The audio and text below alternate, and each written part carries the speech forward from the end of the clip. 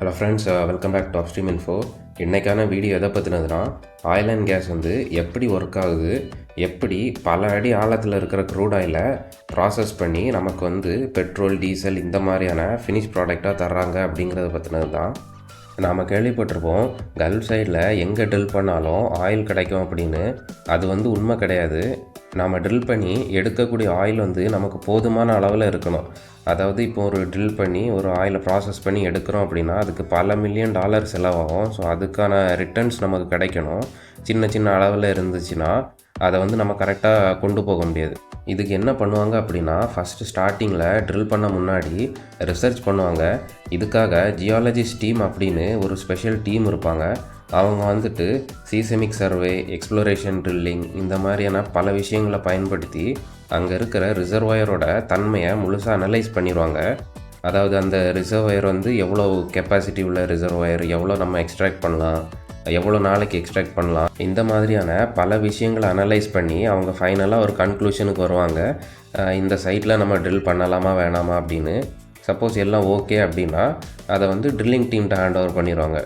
Drilling team அப்படின்னா யாருன்னா அந்த ரிக் க்ரூ, அதாவது ஒரு கம்ப்ளீட் ஒரு ரிக் வந்து அந்த ஸ்பாட்டுக்கு வந்து ட்ரில் பண்ண ஆரம்பிச்சிருவாங்க.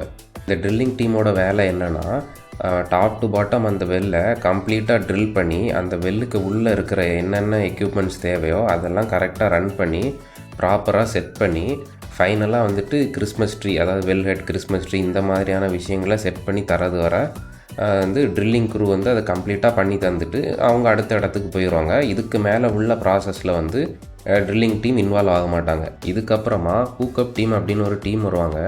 இந்த ஹூக்கப் டீமுக்கான வேலை என்னென்னா, ஒரு வெல்லில் இருந்து ப்ரொடக்ஷன் எடுக்கிறதுக்கான வால்வ்ஸு, லைன்ஸு இந்த மாதிரியான எல்லா விஷயங்களும் இந்த ஹூக்கப் டீம் தான் இன்ஸ்டால் பண்ணி அடுத்தது ப்ரொடக்ஷன் டீம்கிட்ட ஹேண்ட் ஓவர் கொடுத்துருவாங்க.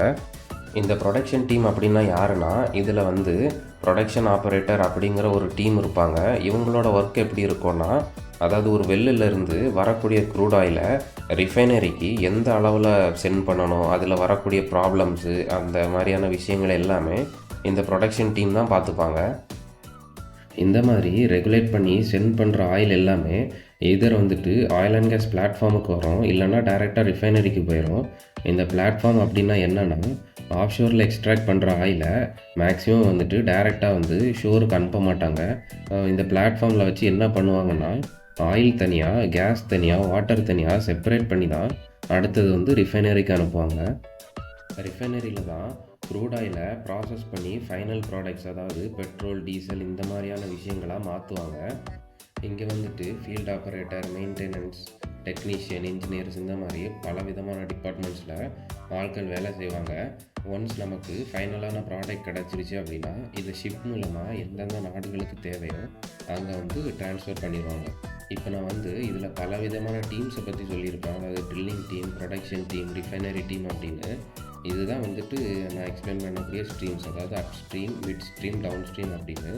இதில் வந்து அப்ஸ்ட்ரீமுக்கும் மிட் ஸ்ட்ரீமுக்கும் எந்த விதமான டைரக்ட் ரிலேஷனும் இருக்காது. அதே மாதிரி மிட் ஸ்ட்ரீமுக்கும் டவுன் ஸ்ட்ரீமுக்கும் எந்த விதமான ரிலேஷனும் இருக்காது. ஒரு டீமும் அவங்களோட ப்ராஜெக்ட் கம்ப்ளீட் ஆனதும் அடுத்தடுத்த டீம்கிட்ட ஹேண்ட் ஓவர் தந்துடுவாங்க. க்ரூட் ஆயிலில் இருந்து பெட்ரோல், டீசல் இந்த மாதிரியான விஷயங்கள் தான் தயார் பண்ணுவாங்க அப்படின்னு இல்லை. நம்ம யூஸ் பண்ணுற பிளாஸ்டிக்காக இருக்கட்டும், பெயிண்ட்ஸு இந்த மாதிரி பல விதமான விஷயங்களில் க்ரூட் ஆயில் வந்து டைரெக்டாகவோ இன்டைரக்டாகவோ இன்வால்வ் ஆகிருக்கும். இந்த மாதிரி பல விதமான ப்ராடக்ட்ஸில் இன்வால்வ் ஆகிறதுனால தான் க்ரூட் ஆயிலோட விலையும் அதிகம். அதே மாதிரி ஆயில் அண்ட் கேஸில் ஒர்க் பண்ணுறவங்களுக்கான சேலரியும் அதிகமாக இருக்குது. ஃப்ரெண்ட்ஸ், இப்போ நான் எக்ஸ்பிளைன் பண்ணதுனால பேசிக்காக ஒரு ஆயில் அண்ட் கேஸ் பற்றின ஒரு ஐடியா உங்களுக்கு கிடச்சிருக்கும் அப்படின்னு நினைக்கிறேன். இன்னொரு வீடியோவில் பார்க்கலாம்.